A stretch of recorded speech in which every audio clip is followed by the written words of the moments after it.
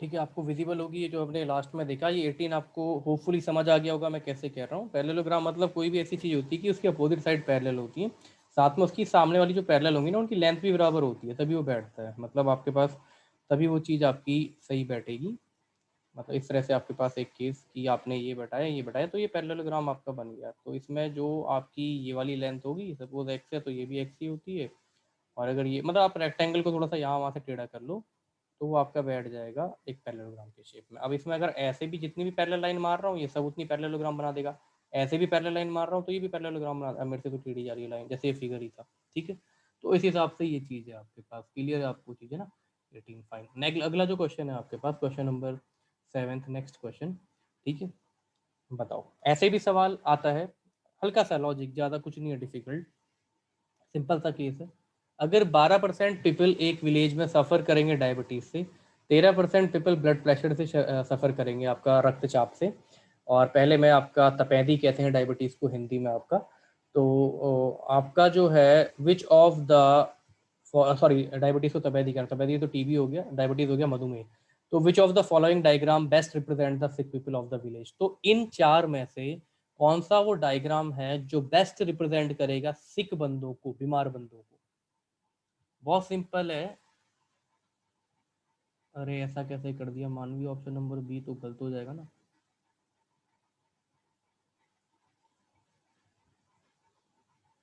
बहुत बेसिक सवाल है। 12% लोगों को गांव में डायबिटीज है, डायबिटीज एक अलग बीमारी है। 13% को ब्लड प्रेशर है, ब्लड प्रेशर एक अलग बीमारी है। Which of the following diagram best represent the sick people of the village? ठीक है, तो कौन सा आपका बेस्ट बताएगा सिक पीपल के बारे में, कौन सा डायग्राम बेस्ट सिक पीपल को आपका दर्शाएगा इसमें से?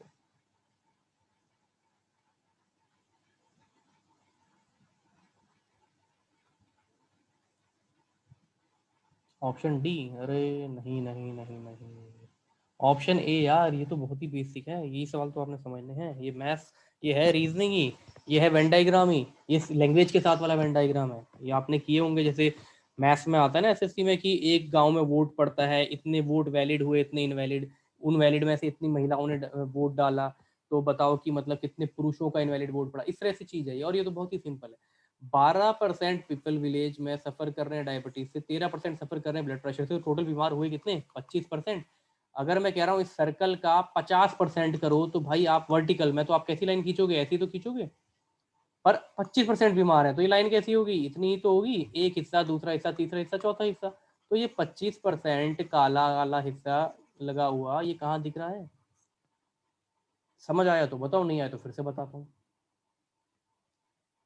12% लोगों को डायबिटीज है, 13% लोगों को ब्लड प्रेशर है। बहुत ही आसान है सवाल, 25% हो गए टोटल।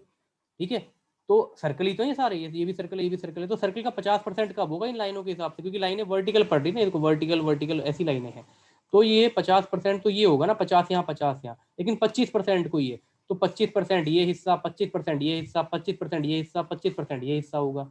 अब हम गलती क्या कर रहे हैं ना, हम यहाँ पे डिग्री के साथ कंफ्यूज हो जा रहे हैं। नहीं भैया, 360 डिग्री बराबर 100%, तो 1% बराबर होता है 360/100। तो फिर ये निकलता है आपके पास 18 बाई कितना, 5। ये तो तब होता है जब आप डीआई सॉल्व करते हो, बैंक वैंक की, वहां के पेपरों में लगता है फंडा। यहाँ सिंपली वो पूछा है कि परसेंट के हिसाब से आप भरो कि बीमार कितने होंगे। तो बीमार होंगे 12 और 13 25, तो 25 हो गए ये, फिर अगले ये भी 25 होंगे, तो अगले ये भी 25 होंगे, ये भी 25, तब जाके पूरा सर्कल कितने का बनेगा? 100% का। डिग्री तो 360 ही बनेगा, लेकिन परसेंट 100 बनेगा। तो ये है वो 25% बीमार वाला, वो आपको डायग्राम के साथ दिख रहा है, एक चौथाई हिस्सा। 25 मतलब होता है 1/4। तो आप मुझे ये बता दो कि कौन सा डायग्राम 1/4 दिखा रहा था? 1/4 में ब्लैक स्पॉट आपका पहला वाला डायग्राम दिखा रहा है। क्लियर है ये चीज? तो बता दो, आगे चलते हैं।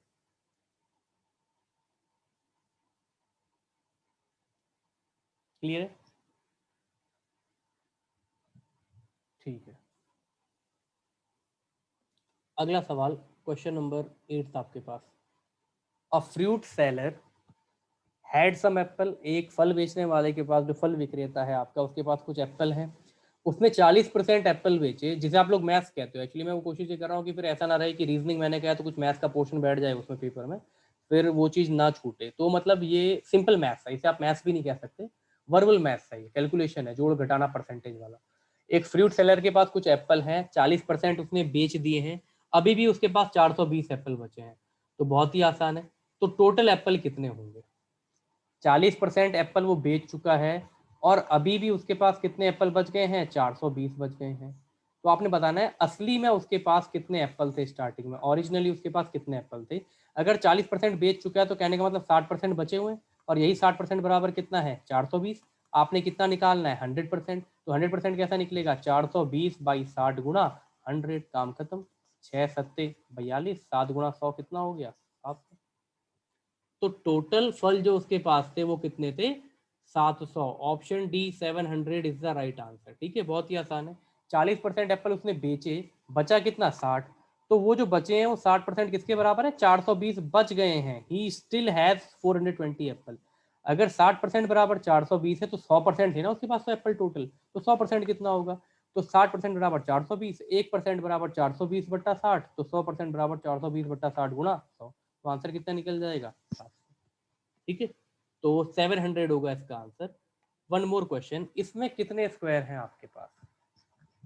ठीक है, अब यहीं पर मैं आपको 2-4 बेसिक्स बता दूंगा, तो 5-10 मिनट में बेसिक समझ लेना, फिर आप वेन डायग्राम भी सही कर लोगे। डाइस का तो हालांकि मैंने बता दिया जो होता है, आपको फिगर काउंटिंग का बता दूंगा, और लॉजिकल वेन डायग्राम का एक आध बेसिक आपको मैं बता दूंगा, जिससे कि आपके पेपर में वो सवाल आएगा तो आप वो भी बैठा लोगे। इसमें आप मुझे बताओ कि कितने स्क्वायर होंगे?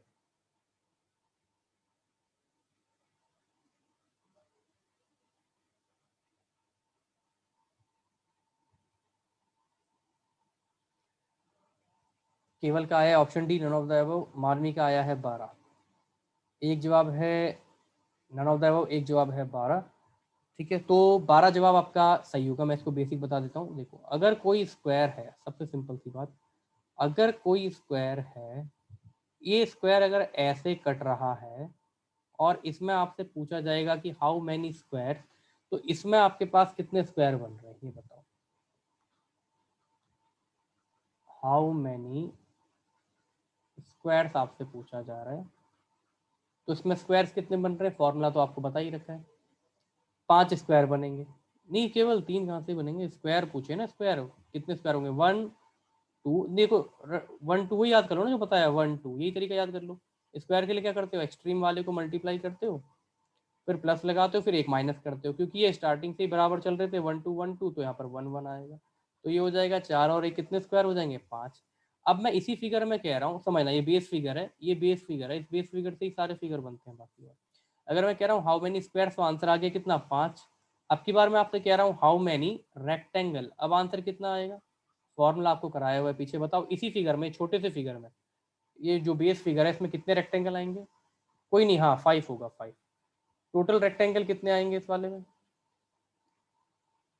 फॉर्मूले से करना है, बहुत सिंपल है, अभी तुम्हें बताया रेक्टेंगल काउंट करने का। रेक्टेंगल काउंट करने के लिए बोला इसको एक जगह आप ऐड कर लो, ब्रैकेट के अंदर लिख दो, और इसको एक जगह ऐड कर लो, ब्रैकेट के अंदर लिख लो, और उन दोनों ब्रैकेट को क्या कर दो? मल्टीप्लाई। तो 1+2 आपने एक जगह लिख दिया, यही पीछे बताया गया, फिर मल्टीप्लाई लगा दिया, अब की बार आपने रो को कर दिया 1+2। तो अब कितने हो जाएंगे? 3 × 3, तो कितने रेक्टेंगल मिल जाएंगे? 9। तो रेक्टेंगल हो गए 9। वहीं पर सवाल आ जाएगा हाउ मैनी रेक्टेंगल ओनली, या ओनली रेक्टेंगल। अगर केवल रेक्टेंगल कितने होंगे यही पूछा जाएगा, तो अब आंसर कितना हो जाएगा आपका? हाउ मैनी रेक्टेंगल ओनली, तो 4 बैठ जाएंगे आपके पास।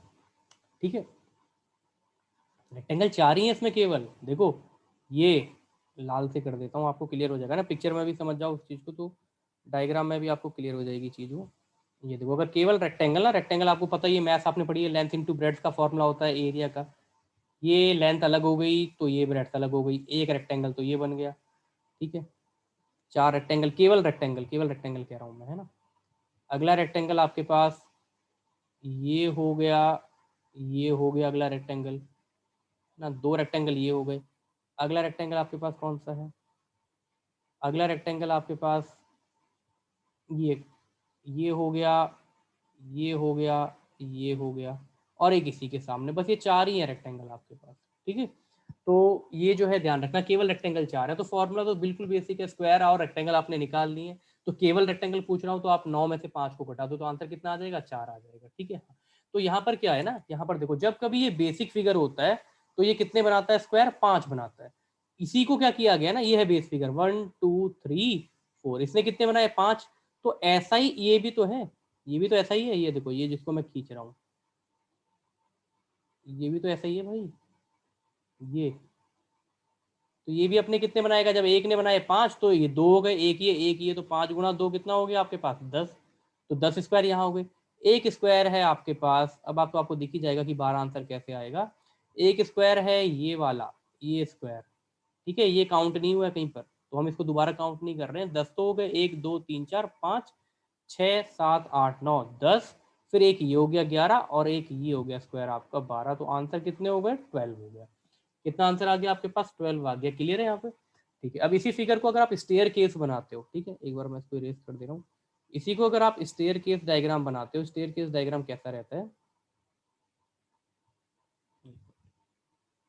मतलब हमने ऐसे किया, सीढ़ी, सीढ़ी देखी होंगी आपने।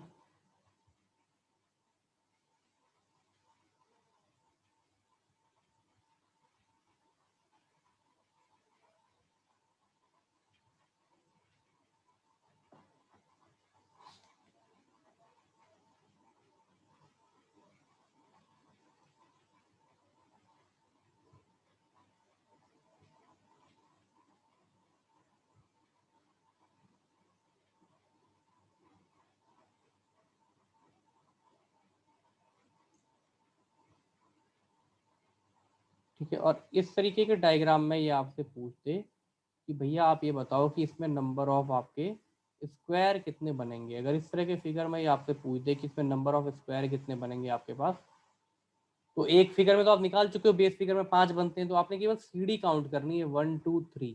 तो जब एक बेस स्क्वायर में बनते हैं 5, तो 3 सीढ़ियां, पहली सीढ़ी दूसरी सीढ़ी तीसरी सीढ़ी, तो कितने बनेंगे, 15। लेकिन इसमें ये जो बीच वाला स्क्वायर है ना, ये वाला स्क्वायर, ये ये ये ये स्क्वायर एक बार इस वाले स्क्वायर के लिए भी ये हिस्सा काउंट करवा ले रहा है, और यही बीच वाला स्क्वायर एक बार इस वाले स्क्वायर के लिए ये हिस्सा काउंट करा ले रहा है।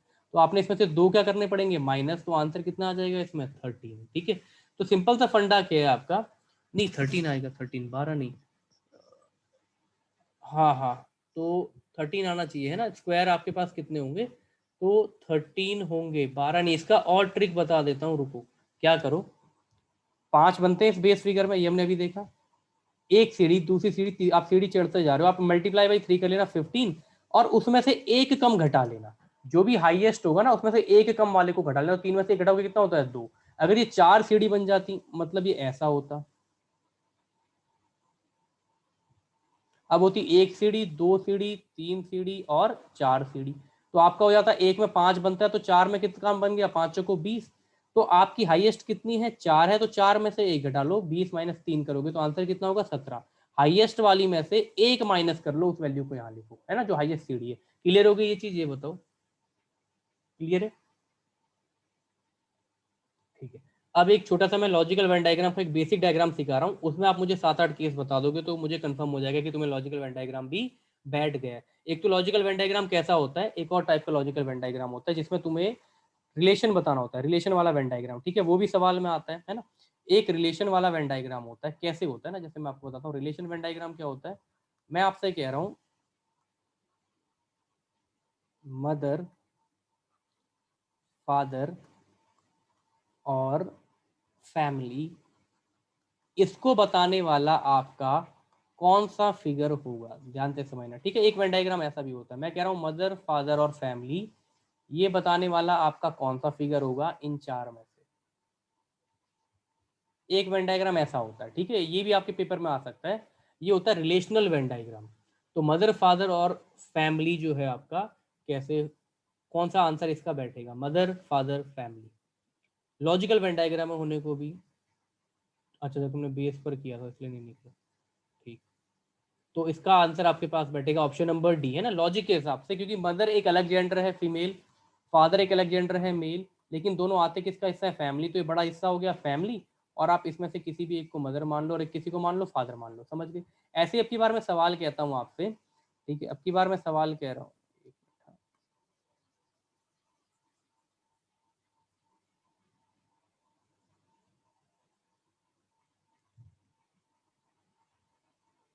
अब की बार मैं कह रहा हूँ आपसे कि भैया इंडिया, लखनऊ और यूपी। अब इसका आंसर क्या होगा इसी फिगर में से? 1 2 3 4।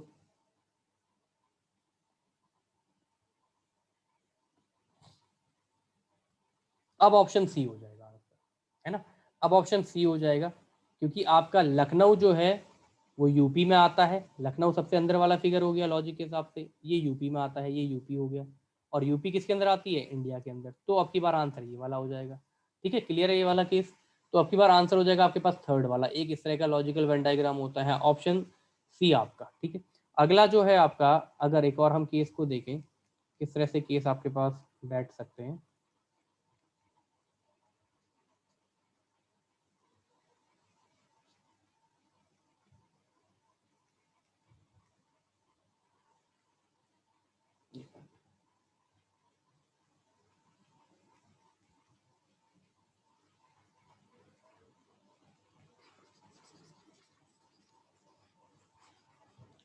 मैं आपसे कह रहा हूं अब की बार सिस्टर,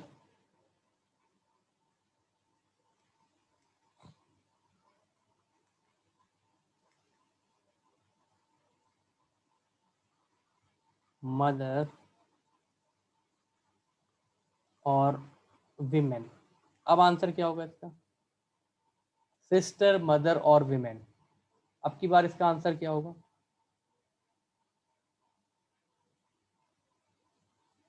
बताओ। लॉजिक के हिसाब से बताना, जो असली में होती है चीज ना, आपने इसके हिसाब से मैच करनी है चीज को। सिस्टर, मदर और विमेन। तो रियलिटी में ये डायग्राम कौन सा वाला रिलेशन दिखाएगा? ऑप्शन नंबर बी दिखाएगा, सेकंड वाला दिखाएगा, क्योंकि विमेन सिस्टर भी है, मदर भी है। तो एक पूरे घेरे के अंदर सिस्टर विमेन दोनों आनी चाहिए, क्योंकि विमेन मतलब फीमेल जेंडर, मदर भी फीमेल होती है, सिस्टर भी फीमेल। तो देखो ये तो नहीं बैठेगा, ये तो फिक्स है आपका। ठीक है, या तो ये बैठना था, या तो ये बैठना था, ये भी नहीं बैठना था, ये दो तो नहीं बैठने थे।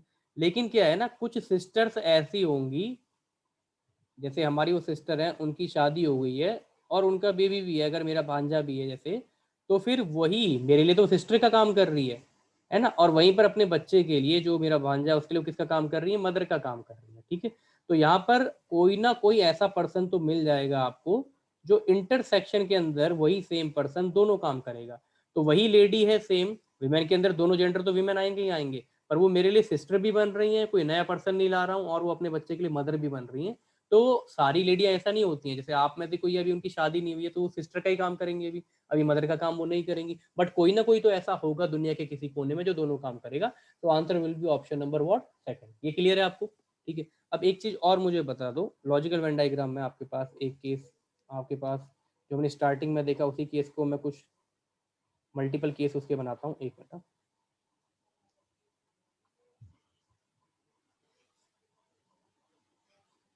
बड़ा कर देता हूँ इसको।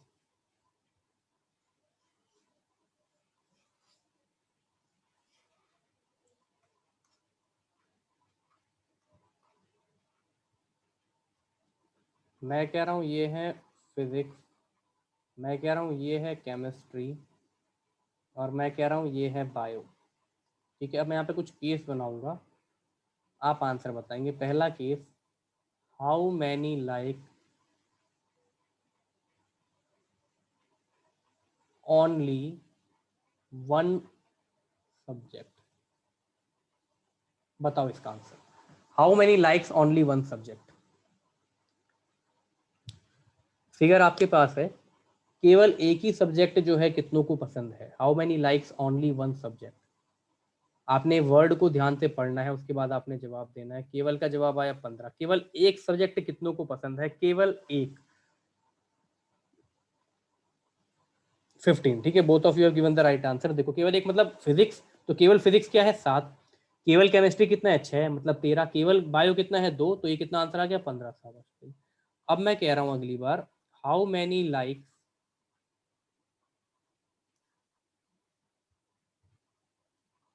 Eight least one subject. अब आंसर बताओ। सारा गेम लैंग्वेज का है इन सवालों में। और केसेस में 8 से 9 कितने भी केस बना सकता हूँ आपको कंफ्यूज करने के लिए इसमें, बट अगर आप सारे केस को समझ जाओगे अभी तो आप पेपर में गलती नहीं करोगे, इतनी confirmation. How many like at least one subject, अब की बार वर्ड क्या यूज किया, एटलीस्ट। एटलीस्ट मतलब तो कम से कम एक सब्जेक्ट तो उनको होना ही, एटलीस्ट वन सब्जेक्ट। 17, बहुत ही आसान है, लैंग्वेज समझनी है केवल। कम से कम एक सब्जेक्ट आपको पसंद होना ही चाहिए, at least one.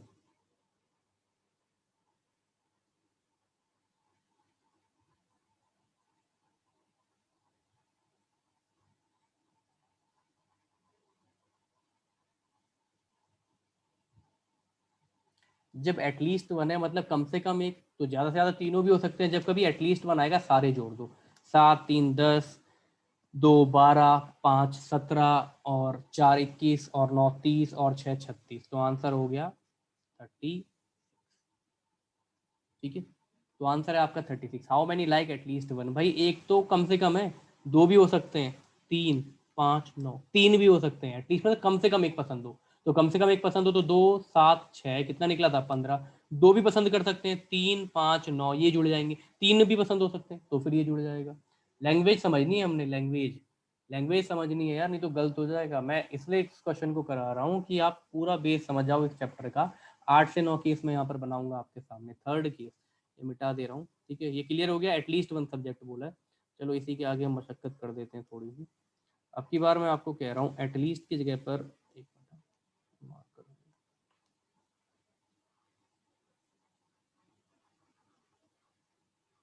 At most one subject कर दिया आपकी बार मैंने। यहीं पर क्वेश्चन चेंज हो जाएंगे बहुत सारे। आपकी बार क्या है कि how many like at most one subject. At most मतलब ज्यादा से ज्यादा अगर उसे कोई पसंद हो सकता है तो एक ही सब्जेक्ट पसंद हो। अब इसका आंसर कितना हो जाएगा,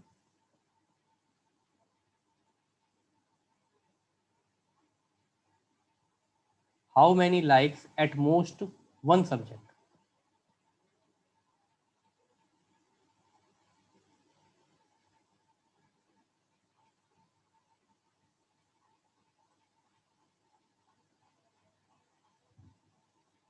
ठीक है, एक आंसर आया है अभी मानवी का। ठीक है, तो 15 ही है भाई, इन दोनों सवालों में कुछ अंतर नहीं है, केवल पूछने वाले ने पूछने का तरीका अलग किया है। ये दोनों सवाल सेम ही है आपके, एटमोस्ट वन सब्जेक्ट मतलब आपके पास यही वाला केस है। ठीक है, ये जो केस है वही ये है, ये दोनों सेम है। तो मतलब एक, ज्यादा से ज्यादा एक ही पसंद हो तो मतलब एक ही पसंद होगा। तो 2 6 और 7, फिर से आंसर कितना आ जाएगा 15। ठीक है, अब की बार तीसरी बार, how many like physics and chemistry. अब इसका आंसर कितना है, अभी आप देखते हैं आंसर क्या देते हैं। How many likes physics and chemistry, कितनों को फिजिक्स और केमिस्ट्री पसंद है।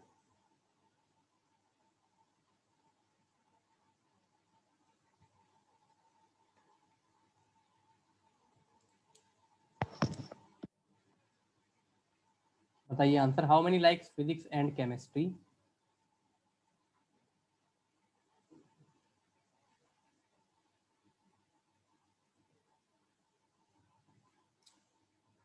मानवी का आंसर आया 9। ठीक है, how many like physics and chemistry, तो मानवी ने आंसर दिया है 9। बाकी और कोई जवाब। बहुत इंटरेस्टिंग टॉपिक है ये, और छोटी छोटी गलतियों में जो है गलत होता है। How many like physics and chemistry, जब आपसे पूछा जाएगा कितनों को पसंद है फिजिक्स और केमिस्ट्री, तो जवाब आपका क्या बैठेगा, एक जवाब 9 आया, केवल का जवाब 13 है। 13 is the right answer. How many likes physics and chemistry, तो 13 जवाब है इसका। कितनों को फिजिक्स और केमिस्ट्री पसंद है, ये है फिजिक्स का गोला,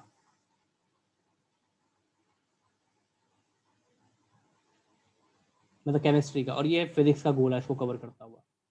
तो फिजिक्स और केमिस्ट्री पसंद है 9 और 4 13 लोगों को। पर मैं वहीं अगर सवाल कर दूं, how many likes physics and chemistry only, तो अब जो मानवी ने जवाब दिया कि फिजिक्स और केमिस्ट्री ही केवल पसंद हो, तो अब इसका आंसर में आपका माइनस हो जाएगा 4, क्योंकि ये हिस्सा बायो को भी टच कर रहा है। अब इसका आंसर हो जाएगा 9।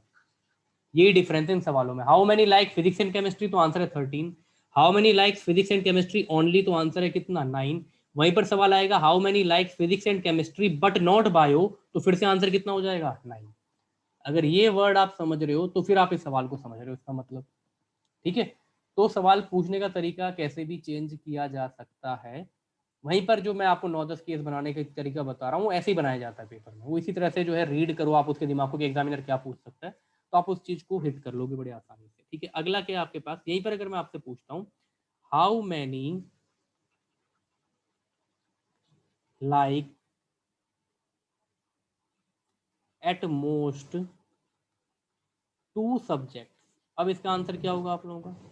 How many likes at most two subject.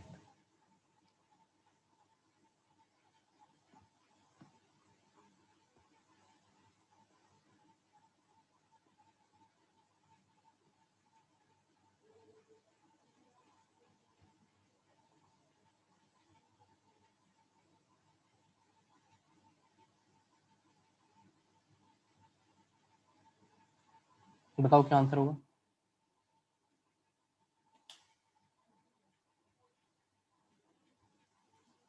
32, ठीक है। टाइपिंग में शायद केवल ने 23 लिख दिया, 32 23 पहले दब गया। 32 आंसर होगा आपका कि मैक्सिमम 2 सब्जेक्ट पसंद हो तो एक वाले भी गिनोगे, ज्यादा से ज्यादा 2 पसंद हो एक वाले तो गिनोगे ही गिनोगे, और साथ में जो 2 हैं एट मोस्ट है ना, तो तीसरा नहीं आना चाहिए, तो ये भी गिना जाएगा, ये भी गिना जाएगा, ये भी गिना जाएगा, ये भी गिना जाएगा, ये भी गिना जाएगा, ये भी गिना जाएगा, तो आंसर कितना हो जाएगा? 32। जब मैं कहूंगा how many like all the 3 subjects, तो तब इसका आंसर कितना हो जाएगा? 4। तब आंसर कितना हो जाएगा? 4। तो ये केसेस आपको समझ में आए, ये बता दो। केस समझ में आया आपको यहाँ तक, तो हम क्लास को एंड करते हैं। कल हम एक सेशन और लाएंगे रीजनिंग का, वो पेन अल्टीमेट सेशन होगा आपका रीजनिंग का। और फिर एक सेशन हम रखेंगे ओपन क्वेश्चंस का। सबको बोला जाएगा कि भैया अटेंड करो, जिसको भी अच्छा करना है रीजनिंग में पूरे 10 आउट ऑफ 10 लाने। तो भाई एक ओपन सेशन जो है मैंने जो खुद डिजाइन किए हैं सीटी फॉर्मेट में क्वेश्चन, उनके ऊपर जो है अभी तो मतलब एक सेशन और होगा आपके पेपर वाला। उसके बाद एक जो क्वेश्चन मैं खुद जो बनाए हैं मैंने, वो क्वेश्चन आपके, एक मॉक क्वेश्चन आप कह सकते हो, वो क्वेश्चन का सेटिंग रखा जाएगा। आपका 2 सेशन होंगे, 25 मिनट आपको दिए, मतलब 25 क्वेश्चन दिए जाएंगे और आधे आधे घंटे का समय दिया जाएगा सॉल्व करने के लिए यहाँ पर, ठीक है। रिस्पॉन्स पर ऑनलाइन क्लास पर, तो रीजनिंग उससे आपकी पूरी की पूरी जितने आते हैं पेपर में वो कवर हो जाएगा। चैप्टर के माध्यम से हम टॉपिक के माध्यम से चैप्टरों को कवर कर रहे हैं, ठीक है। कहने को टॉपिक 8 है, लेकिन 8 के अंदर डाइस भी है, लॉजिकल भी है, फिगर काउंटिंग भी है, तो कितने चैप्टर हैं? 3। ऐसे ही मैंने order, ranking, blood relation, direction, तो कितने चैप्टर हैं? 3। ऐसे ही पीछे हमने तो मतलब चैप्टर बहुत सारे करा दिए गए आपको। टॉपिक में केवल दिन के हिसाब से लिख रहा हूँ, मतलब 8वां दिन है आज टॉपिक का, जो भी उसमें से 2 दिन जो है डबल क्लास आपकी ली गई है, बाकी सिंगल क्लास, क्योंकि कॉन्सेप्ट समझना जरूरी है। कॉन्सेप्ट क्लियर हो गया तो फिर दोबारा उसमें जो है एक्सटेंड करने का फायदा नहीं है, केवल प्रैक्टिस करनी है सवालों की, ठीक है। और सवाल मैं आपको पीडीएफ फॉर्मेट पे दे दूंगा, अगर आपने रीजनिंग के लगाने तो बहुत क्वेश्चन हैं, या आपको दूसरा तरीका मैंने बताया आप एसएससी के लगा लो पिछले 2-4 सालों के भी, तो आपकी यहाँ की रीजनिंग अपने आप क्लियर हो जाएगी, ठीक है। तो कल एक सेशन हम और रखेंगे रीजनिंग का, उसके बाद एक सेशन रखेंगे हमारा एमसीक्यू का, और फिर हम आ जाएंगे जीएस वाले पोर्शन पर एमसीक्यू के माध्यम से। और उसी के साथ एक जो हमने कहा है आपको, उत्तराखंड के 2 सेशन होंगे आपके करंट अफेयर के, क्योंकि वो 8 महीने का करंट अफेयर रहेगा, तो एमसीक्यू के फॉर्मेट में